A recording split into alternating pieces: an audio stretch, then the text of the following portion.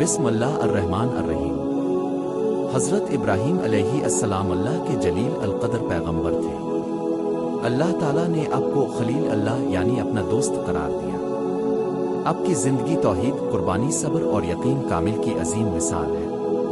آپ کا تذکرہ قرآن پاک میں کئی مقامات پر کیا گیا ہے۔ بچپن اور توحید کی تلاش۔ حضرت ابراہیم علیہ السلام بابل، موجودہ عراق کے شہر الفاور میں پیدا ہوئے۔ یہ شہر نمرود نامی بادشاہ کی حکومت کے تحت تھا جو خود کو خدا سمجھتا تھا۔ وہاں کے لوگ سورج، چاند، ستارے، پتھروں اور لکڑیوں کے بنے بتوں کو پوجتے تھے۔ ان کا خیال تھا کہ یہ سب چیزیں ان کے رب ہیں جو ان کو روزی دیتی اور ان کی زندگی سنوارتی ہیں۔ حضرت ابراہیم علیہ السلام نے بچپن ہی سے سوالات کرنا شروع کر دیے تھے۔ آپ کا ذہن بہت روشن اور دل بہت صاف تھا۔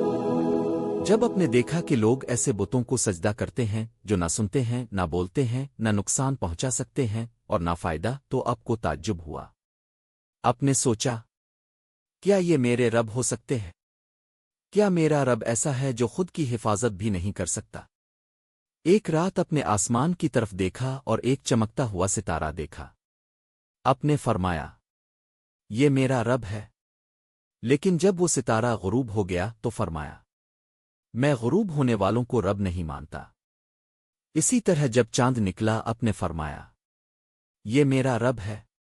لیکن جب چاند بھی غروب ہو گیا تو فرمایا، اگر میرا رب مجھے ہدایت نہ دے تو میں گمراہ ہو جاؤں گا۔